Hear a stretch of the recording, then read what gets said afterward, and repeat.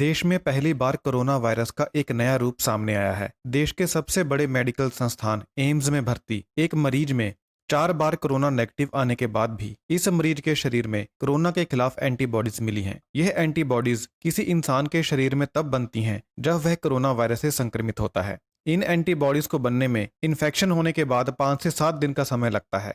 यह एंटीबॉडीज मरीज के शरीर में कोरोना वायरस से लड़ने का काम करती हैं। दिल्ली के एम्स हॉस्पिटल में भर्ती 80 साल की बुजुर्ग महिला को डायबिटीज और हाई ब्लड प्रेशर के अलावा 15 दिन से कमजोरी की शिकायत थी। डॉक्टरों ने कोरोना वायरस का संक्रमण होने के शक में 12 दिनों में 4 बार कोरोना वायरस का टेस्ट करवाया, लेकिन हैरानी की बात है कि चारों बार कोरोना वायरस का टेस्ट नेगेटिव आया।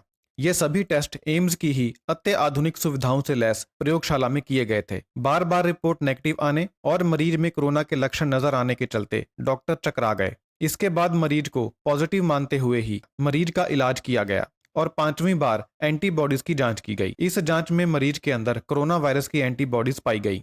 अब डॉक्टरों का कहना है कि कोरोना वायरस आरटी-पीसीआर जांच को भी चकमा दे रहा है। अब एक बात स्पष्ट हो चुकी है कि अगर किसी मरीज की रिपोर्ट नेगेटिव भी आती है तो इसका मतलब यह नहीं है कि वह पॉजिटिव नहीं है। डॉक्टरों ने 4 बार कोरोना टेस्ट किया और रिपोर्ट नेगेटिव आई, लेकिन 5वीं बार एंटीबॉडीज की जांच करने पर पता चला कि मरीज के शरीर में कोरोना वायरस था। अमरनाथ यात्रा 21 जुलाई से शुरू हो सकती है। सरकार ने इसके लिए तैयारियां शुरू कर दी हैं। कोरोना वायरस के चलते पूरी दुनिया की अर्थव्यवस्था में 2020 में 5.2% की गिरावट आ सकती है। दुनिया के लगभग सभी देशों की आर्थिक संभावनाएं धुंधली दिख रही हैं। फिल्म अभिनेता जगदीप इस दुनिया को अलविदा कहकर चले गए हैं। 81 साल के जगदीप ने मुंबई में बांद्रा में स्थित अपने घर में बुधवार को आखिरी सांस ली। फिल्म शोले में उनके सूरमा भोपाली किरदार को काफी पसंद किया गया था। जगदीप ने अपने पूरे फिल्मी करियर में 400 फिल्मों में काम किया था।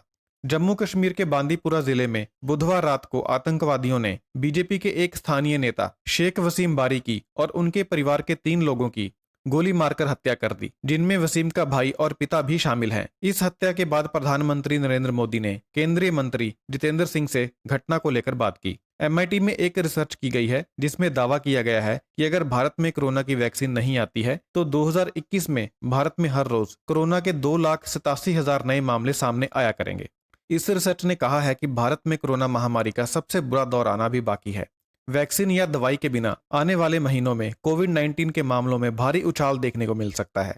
रिसर्च के अनुसार 2021 के अंत तक हर दिन 2,87,000 मामलों के साथ भारत दुनिया में सबसे ज्यादा प्रभावित देश बन सकता है। 1 अगस्त से अमेजॉन और फ्लिपकार्ट के ऊपर बिकने वाले हर सामान के ऊपर लिखा होगा कि वह सामान कहां पर बना है। सरकार ने ई-कॉमर्स कंपनियों को अपने हर प्रोडक्ट के ऊपर कंट्री ऑफ ओरिजिन बताने के लिए डेडलाइन 1 अगस्त तक तय की है। सरकार ने कहा है कि इन ई-कॉमर्स कंपनियों को इनके प्लेटफॉर्म के ऊपर प्रोडक्ट के बारे में यह जानकारी देना अनिवार्य होगा कि प्रोडक्ट कहां से आया है या कहां पर बना है।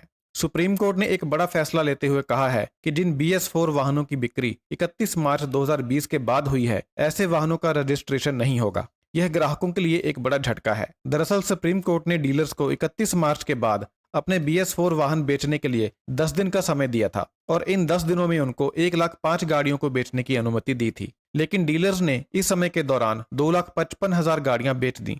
सुप्रीम कोर्ट ने इसे दिए गए ऑर्डर के साथ फ्रॉड बताया है। सुप्रीम कोर्ट ने कहा है कि डीलर्स ने सुप्रीम कोर्ट के ऑर्डर के साथ फ्रॉड किया है। इसीलिए सुप्रीम कोर्ट ने 31 मार्च के बाद बिकने वाले BS4 वाहनों की रजिस्ट्रेशन के ऊपर रोक लगा दी है और केस की अगली सुनवाई के लिए तारीख 23 जुलाई तय कर दी है। WHO ने इस बात को स्वीकार कर लिया है कि कुछ मामलों में कोरोना वायरस हवा के जरिए भी फैल सकता है। दरअसल कुछ दिन पहले 32 देशों के वैज्ञानिकों ने WHO को इस बात के सबूत दिए थे कि कोरोना वायरस हवा के जरिए भी फैल रहा है, जिस पर WHO ने कहा था कि वह पहले जांच करेंगे और उसके बाद इसके ऊपर अपना कोई बयान जारी करेंगे।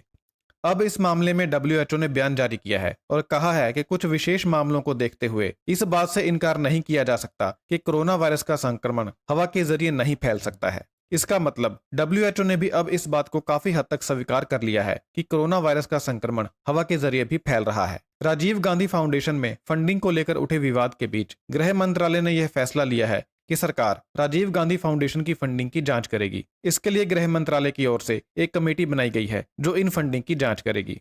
SBI ने अपने ग्राहकों को करोड़ों का तोहफा दिया है। बैंक ने 14वीं बार अपनी ब्याज दरों में कटौती की है। अब आपकी EMI थोड़ी सी कम हो जाएगी।